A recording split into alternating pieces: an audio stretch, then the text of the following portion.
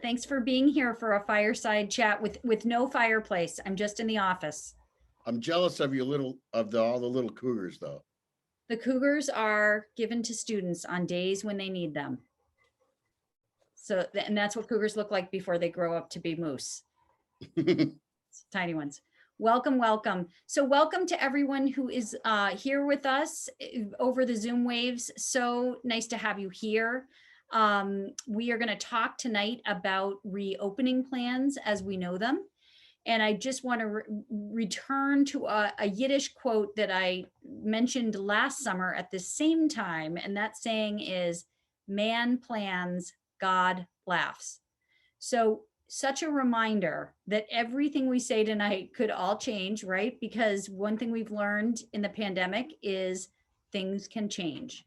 So with that as our backdrop, please remember to keep checking communications from the school, Nuts and Bolts newsletter, and we hope to have another fire pit chat in the month of August, somewhere in the middle of the month of August with more information.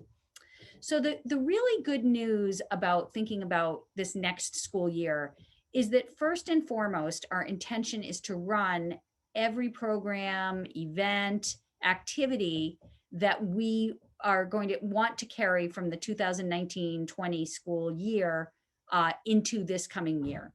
So Mark, I wonder, could you get us going with what does that mean? It's hard for a lot of us to remember back then. A lot has happened. Right. And there were some that even weren't here during that time. So I'm going to just highlight 5 sort of returns to normal to be thinking about. The first is a return of exploration courses and major activities. Hooray. That was a great opportunity in our school, both to build spirit and to allow students to follow their passions. They will take place in the 8th grade block in the upper school and the 7th and 8th grade blocks in the middle school. The second return to normal is a return of our LEAD courses. Again, LEAD stands for Leadership, Ethics, and Development. And these will return in both divisions. In the upper school, they split time with exploration courses in that 8th block. And in the middle school, they are actually regular trimester courses in each middle school grade. The third return is to a regularly scheduled in-person extra help hours. And this actually, we've improved upon last year's schedule, particularly in the upper school, which will now have daily 30-minute office hours in which all upper school faculty will be available for extra help. In the middle school, it will go back to the way it was in 2019 and 2020, and students will have daily extra help within their study hall where they'll get to go see teachers in person for either 25 minutes or 75 minutes, depending on their individual schedules. The fourth return is to normal athletics, whatever that might mean. And by that, I need to clarify that's normal in terms of the time set aside for them and our regulations during practices. We are still waiting to hear from the NHIAA and the Tri-County leagues. That's the upper school and middle school leagues we play in. But the current plan from both of them is that things will return to the way they were in 2019 and 2020 or pre-pandemic. And finally, for all you performing arts lovers like myself and Mary, a return to normal performances and a normal schedule for them, with a slight change. This year, if you haven't heard, or if you have, I'll remind you that the fall term will house the upper school play, while the winter term will have the upper school musical, and the middle school musical starting this year will actually be in the spring. So we're really looking forward to returning to that great programming that we put in place for the 2019-20 school year. Great. Mary? So as we think about what kinds of adaptations will be required to run our program this fall in a healthy manner, I just remind you that we use the advice of our consultants at Fusion Cell, which is a company that is composed of consultants with military expertise and expertise in public health and in epidemiology. And we've really worked a lot with Mike Klingshorn, who you've seen on other Fireside Chats. And he's an award-winning Air Force public health official with over 10 years of experience in leading teams, devising strategy, and overseeing operations for compliance programs, occupational and environmental health programs, OSHA compliance and health protection policy, as well as infectious disease control. He has a certification in public health, as well as a PMP, and his educational background is in pharmaceutical sciences undergraduate with a graduate certificate in biostatistics and a master of public health and epidemiology. Early in his Air Force career, Mike was tasked with developing a base level disease containment plan, and it was eventually adopted as the doctrine and used as the template across all the bases in the entire Air Force. And so he's currently working with FEMA and state officials and National Guard commanders, as well as many, many independent schools on reopening. So we started our reopening planning, Mike and the leadership team, in early July. And at that time, new cases in New Hampshire were extremely low. They've doubled since then, but still New Hampshire is in a low to medium risk category. We are, however, quite cognizant of the Delta variant and that variable has to be considered. And we know with the Delta variant that people get sick faster, they shed more virus than they did with the Alpha strain, the first strain. And so we're very much watching that. We're watching that, and we're also really tuned into two really important data points. And those two data points are first, Derryfield information, which is what is the percent of Derryfield students who are vaccinated as reported to our Magnus Health system.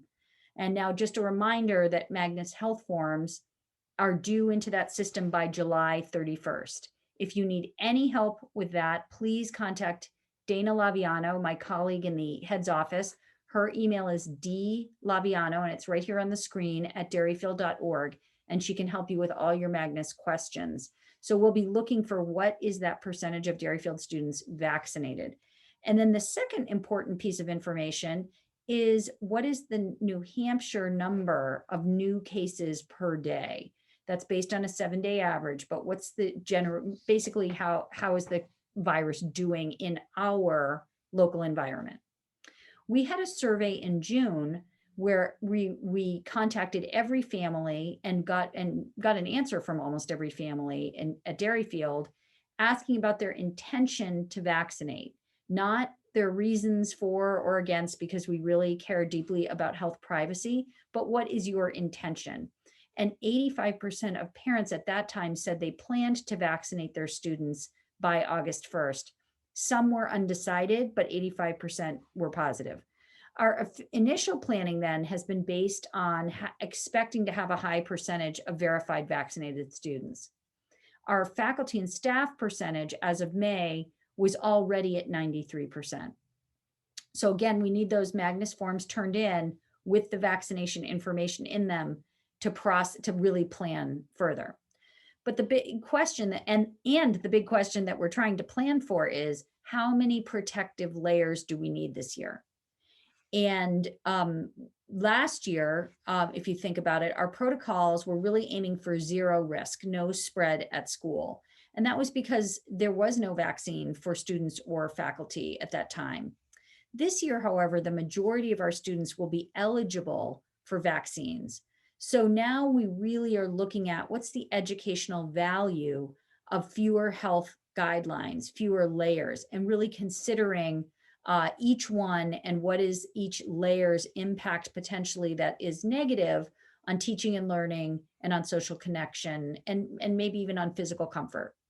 But before we think about those who are eligible for vaccines, let's talk about students who are ineligible, and they're ineligible because they're too young. So our entire 6th grade is under the age of 12.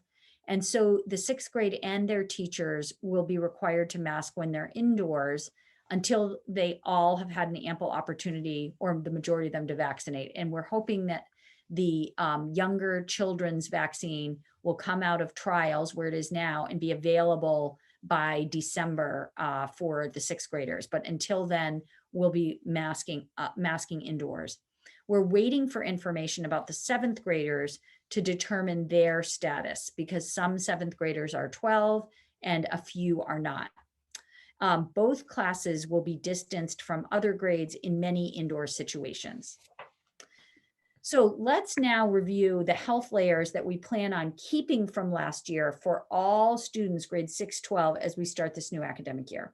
Well, we know that we will continue to require masks on vans and buses. We will continue to require top-notch hand hygiene, washing our hands.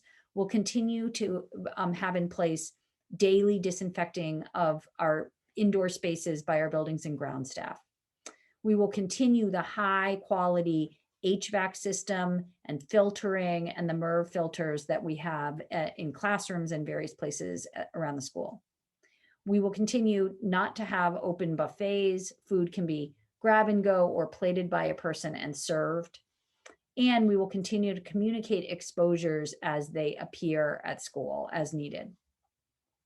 We're considering these additional health layers that were present last year. We're considering them. Are they still necessary? One would be the daily pre-screenings that families did and put that information into Magnus. A second is testing and we would focus the testing in the beginning of the year on those vaccine ineligible grades, grade 6 and maybe 7 at the start of the year. And then of course we would be considering whether or not to extend indoor mask mandates for vaccine eligible kids, as well as ineligible kids in grades 8 through 12. So thinking about that. So again, the health layers will be reconsidered in these ones we're still thinking about with Fusion Cell's advice once we have information in the middle of August, the end of August, especially around the state. So a couple of layers that we know we're going to modify from last year. One is cohorting, and cohorting is defined as keeping students in the same group, maybe 14 kids say, all day long. This year, we are not going to do that in the middle school. We're going to mix and enable kids to make more friends. So that will be a modified policy from last year. Another modified policy is distancing, which had very negative effects on teaching and learning, and in terms of being so limiting on the kinds of teaching that we could do. We're going to modify that we're planning to settle students 3 feet apart at their tables, but we're not going to trap them in place like last year. We're going to allow them to move about classrooms, share materials, and do group learning activities like labs and projects. That's what we intend to do. Another adaptation that we intend for all grades, 6 through 12, so that includes the 6th and 7th graders, hopefully, man plans, God laughs, is that outdoors masks will be optional. And then the big question, the $1 million question yet to be decided, really is around masking indoors for vaccine eligible students. So here's where Derryfield has a big advantage as an independent school. We're going to have a subset of our own data, which is going to tell us how many students and faculty are vaccinated. And in the eyes of our consultant, our faculty staff percentage, for example, is very high, much higher than normal. Based on our initial outreach in June to families, that prediction was high. But again, we have to see what the real vaccination rates are. This contrasts with the way the CDC is thinking right now, where they have come out, the CDC, talking about mandating or advising that all K-12 schools require masks for students. But the CDC is really making policy for the entire country. And in the entire country, only about 30% of vaccine eligible students are vaccinated right now. And in the entire country, half of US counties have high transmission of the virus, high transmission rates. In New Hampshire, we don't have any counties right now with high transmission rates. So New Hampshire guidelines are that masks are still optional in New Hampshire schools. And so that's where we're weighing what is going to be the wise and right choice for Derryfield. By now, almost all of Derryfield, except for those children who are under the age of 12, have had access to vaccines. And as I mentioned in May, the vast majority of parents indicated that they were planning to vaccinate their vaccine eligible students. Actually, 85% of students were planning to vaccinate by August 1st. And I already mentioned the high numbers for faculty and staff.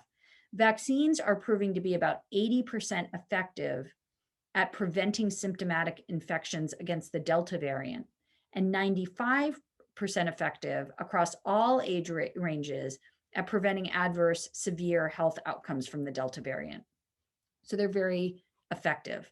On top of that, there's a really interesting statistic to consider, which is how fast does the virus spread in different parts of the country? Well, the rate acceleration of the viral spread is higher in hotspots, but highly vaccination areas, the rate acceleration spread is much lower. Excuse me. So in New Hampshire, we are actually 50th of 50 states in the rate of acceleration. In other words, the virus is spreading the slowest in New Hampshire compared to all the other 50 states. And the New England states that are all around us are all in the bottom 10.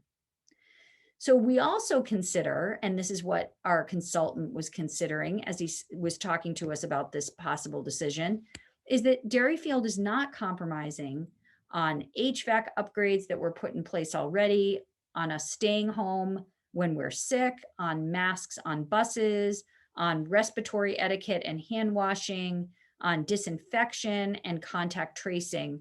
Those layers of protection will all be in place for the 2021 school year. And our student and staff populations, again, outside of the vaccine ineligible younger ones, should be approaching herd protection levels as described by Dr. Fauci and the CDC, where they place herd immunity around 70% if we have high vaccination rates amongst our students. So if that happens, those high levels, numbers of vaccinated people reduce the risk to the unvaccinated people, because the virus has fewer people that it can infect. It just has fewer host sites to think about. So those are some of our thoughts as we are considering what changes we may need to return to, or I should say what layers we may return to or not return to. And we'll be looking at this in kind of a check-in periodically. So the first week of August, we hope to have some of that Magnus information about how dedicated folks have been to following through on their vaccination plans. And then sometime in August, in the middle or the end of August, we'll have a fireside chat. Again, our intention is to run all our programs and activities and events from the 2019-2020 school year. And we will look at our adaptations through a risk calculation lens once we have our information. So what might that mean? So an example would be if we have a high vaccination rate and there's low to medium number of cases in New Hampshire, then singing and wind instruments would be allowed indoors unmasked. Alternatively, if our vaccination rates are lower or average and cases in the state are many, then masks may be required in those situations. And we are expecting to have volunteers and visitors on campus masked. Mark, could you take a moment? Our student leaders met with Ms.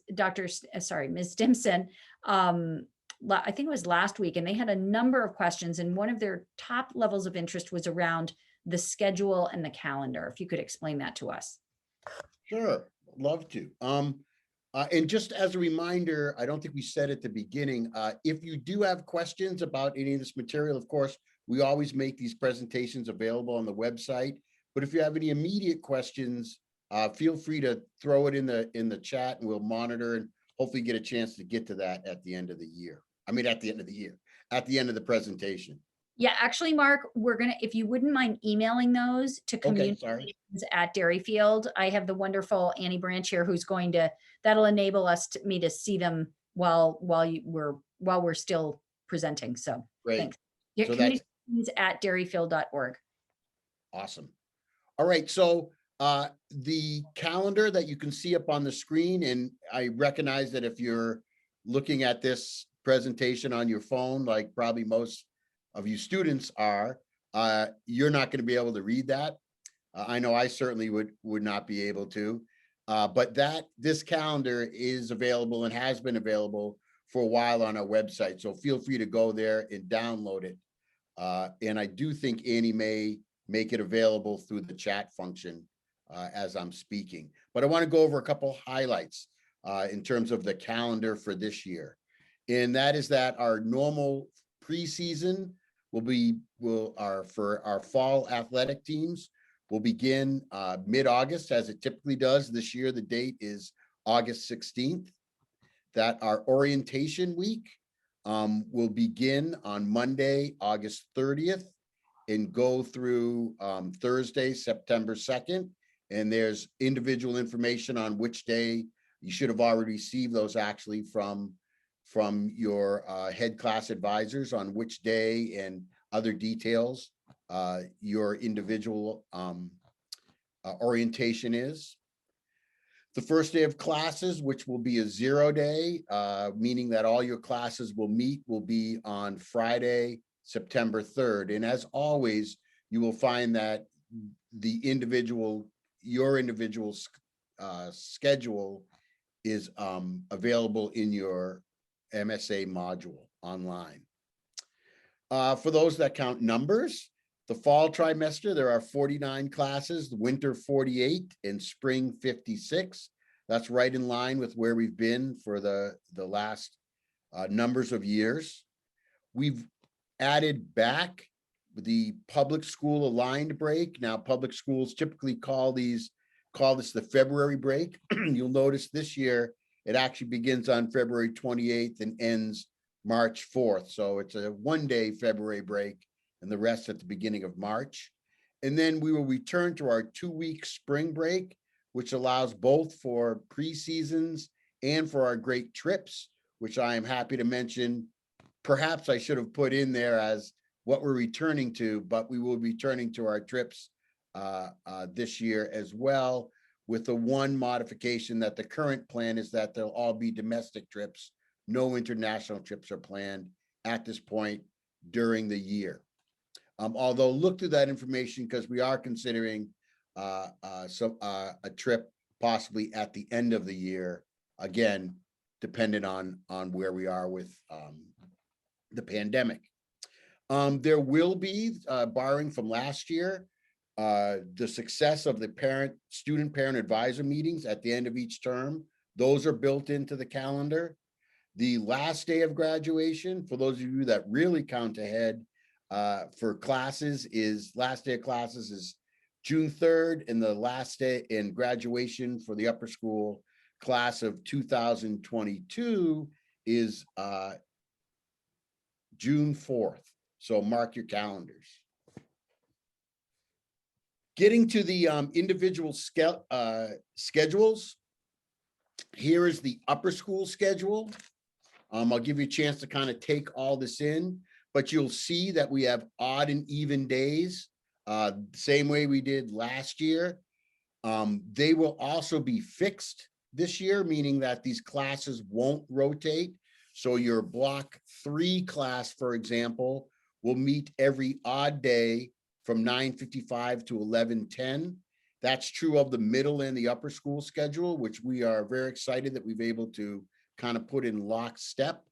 So we have an odd day and an even day schedule, as you can see here, with 75-minute classes.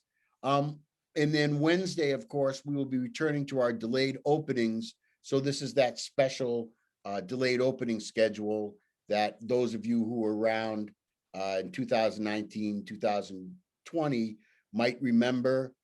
For those that don't, or again, want a reminder, the buses, though, do run at normal times on delayed schedules on the delayed day on Wednesday, and you can bring your kids to school at the normal times if that works for you. Or if you're lucky and it works out for you, you can actually sleep in a little bit on Wednesdays. A couple things I wanted to point out in the upper school schedule, if you look at the community blocks, you'll see that there are actually 2 community blocks in the upper day schedule. One that happens between 9:20 and 9:50, which we're kind of calling morning community block, and then an afternoon community block that runs after the last class and before sports. This allows for 5 days of a community block, and you can see in the upper school how they're split up. On Mondays and Tuesdays, the morning block will be an all-school meeting on Monday, and then an advisory meeting, 30-minute advisory meeting on Tuesdays. Wednesday, no morning block because of the delayed opening. Thursday will be an academic block, and Friday will be an academic block. This is where your extra help and your teachers will be available. And then the afternoon block, so that we get an everyday academic block for extra help. The afternoon schedule will be Monday, Tuesday, Wednesday to sort of offset the Thursday and Friday.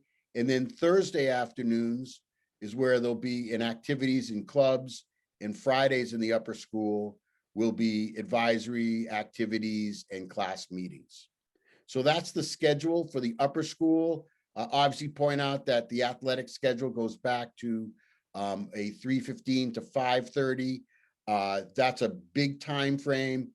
Some individual sports will meet at different times within there, and you'll get all that information from your coaches. And the buses will run at 3:50 and 5:45. In terms of the middle school schedule, here it is, very similar to the upper school in terms of time. You can see, I should have said about lunches, sorry. Lunch in the upper school, this is a major change. You can see that there are not 2 lunch blocks. We are going to continue with a combination of pre-ordered and grab and go lunches, similar to what we did last year, which should drastically cut down on the amount of time that any student will be spending in line. That's upper and middle school. And we learned from the upper school last year that many upper schoolers preferred more options in terms of where they're going to eat. So we're going to have new options in the upper school, including outside, the Science and Innovation Center, that will allow all students to get their food, not wait in line very long, and then go to places around the school where they'd like to eat. In the middle school, you can see that our community block rotation is in the same spot, but it's a little bit different. We will be with the upper schoolers on Monday for all school meeting, and we will have advisory on Tuesday. Again, no community block on Wednesday because of the delayed opening. Thursday will be our middle school meeting. We'll be coming back. This is a time that we really loved in 2019 and 20 to do our own kind of assembly in the middle school. And then we will have class meetings on Friday during the community block. And I'll just leave that up there a little more for you to see. If you're curious about, again, I mentioned that the exploration classes fit into the 7th and 8th block. That is strategically at the end of the day. And the rotation goes, so for an odd exploration class offering, let's say something like robotics, that might be offered during days 1, 3, and 7. But even on those days, that's a 50-minute block, which means students, even if they have an exploration class, will be able to get extra help in a study hall situation or meeting with their teachers in a small group setting on every single day. All right. So those are the 2 schedules that we went over. Really excited to get back. This is just a slight modification of the schedule that we spent, what was it, 3 years putting together, that we unveiled in 1920, only to have to put aside for that year that we no longer refer to. We got very good at piloting new schedules, though. We did. Champions at it. And we learned every time. And here's Absolutely. reflection of that learning is that one lunch period for, among other things. So now we Absolutely. can go to some other questions that came from the student leaders. So a question from the student leaders: are we going to maintain breaks during classes? Well, the breaks last year were mask breaks, and this year we're hopefully going to have movement in the classrooms with no more social distancing. And so we will be, unless we're wearing masks in the classroom, there wouldn't be a need for a mask break in the middle of class. Here's another question: if you're sick, will you still need to get a COVID test? Will you be expected to log into Zoom? So first, if you have COVID symptoms, it's likely that we would hope that you would get a negative test before you return.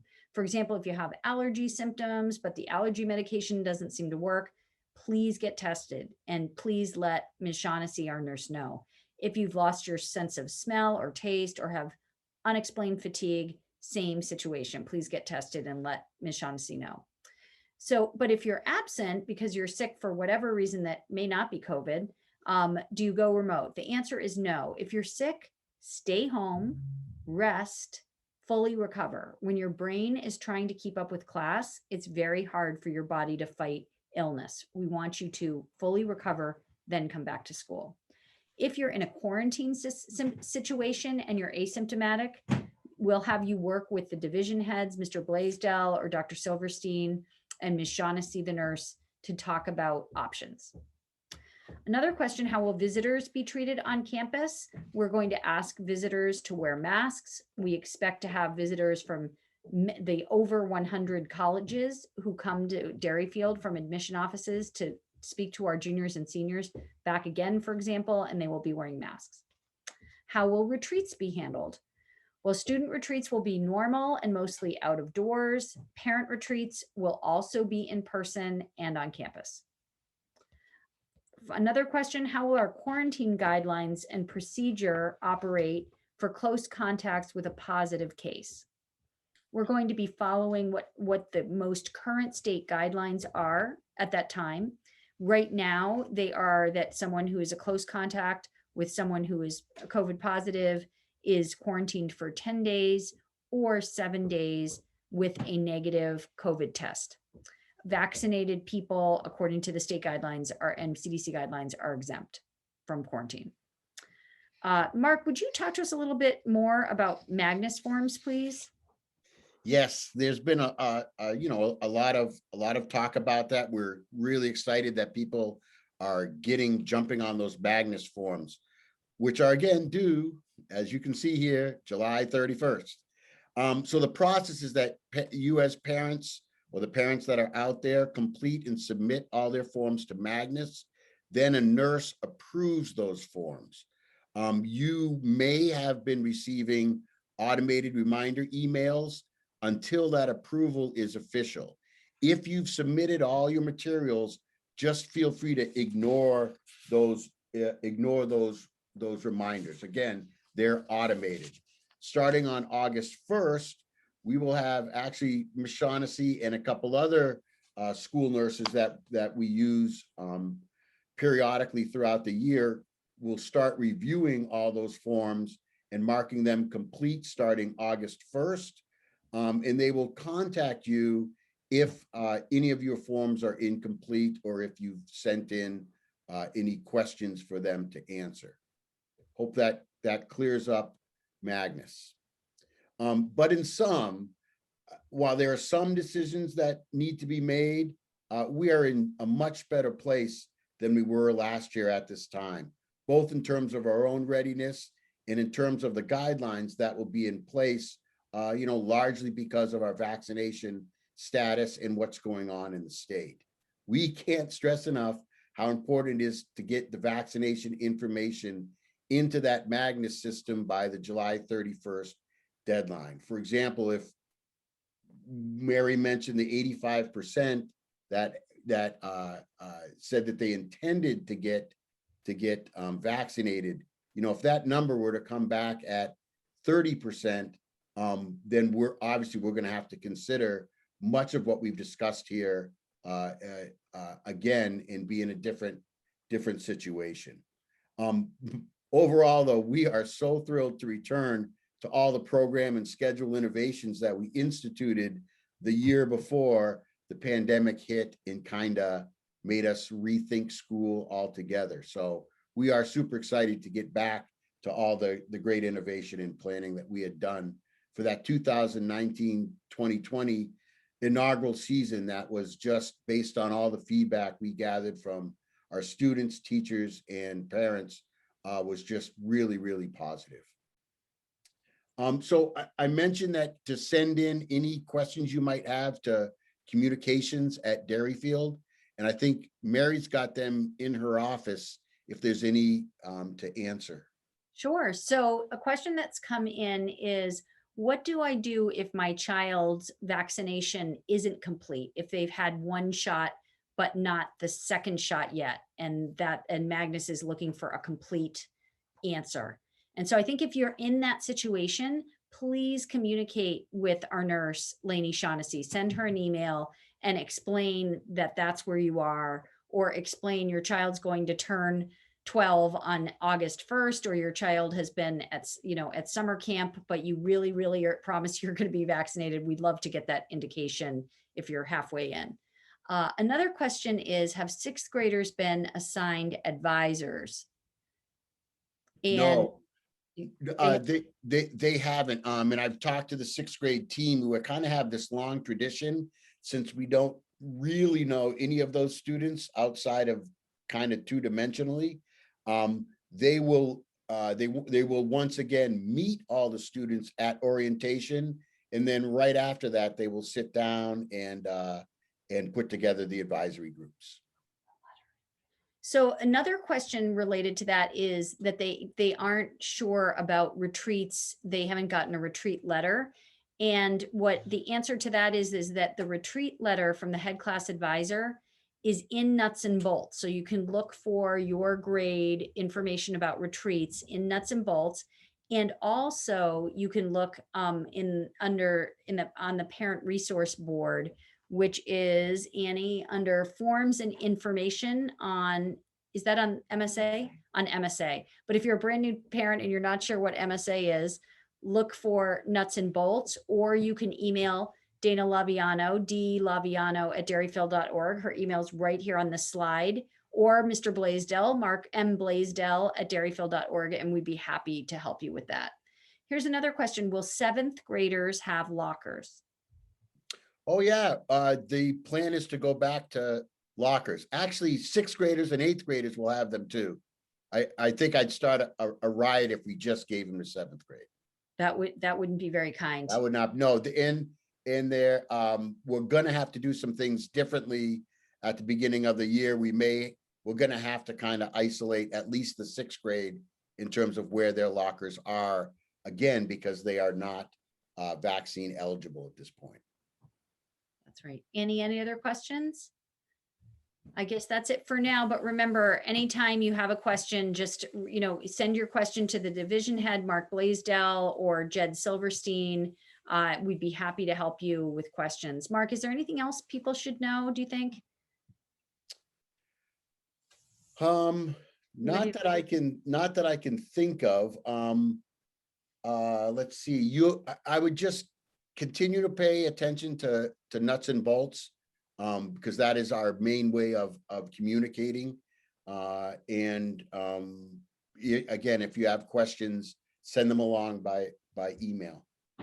Excellent. Well, I wish you all a rejuvenating and happy, oh, we've got one more question. One more question flew in. Preseason sports for middle school. No, does that exist? No. Preseason is really just for upper school, the varsity. It's actually just for varsity. I don't believe JV typically has. They do. JV is welcome, actually, and I think middle school is actually usually welcome to go to preseason, but no one is expected in middle school or in JV to go to preseason sports. It's open. It's a really lovely opportunity. It's almost like a free sports camp, but you don't have to go. And then another question came in, Mark, what do middle schoolers do during delayed opening? So if they're on campus, we run a study hall for them. And then depending on weather, we'll sometimes allow them to be outside. Of course, they're always supervised. We'll allow them to go outside and actually get some energy out, which actually proved a pretty interesting study in adolescent physiology once we started the delayed openings. I would guess where students really tuned in and productive after running around for that morning session. Yeah, I think there's been a lot that's been said about starting your day with some physical activity. So yeah, I think we did find that. I sure find that for myself. Well, I wish everyone an absolutely rejuvenating and fun summer. There is plenty of summer left. This is just a midsummer update, so not to panic. Everybody who's feeling like the sun is a new experience, there's plenty left to enjoy. And hope you all stay well and have fun. And read lots of books, right, Mark? Absolutely. Read lots of books. Thanks for being with me, Mark. I appreciate it.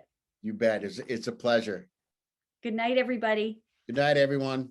Thank Bye. you.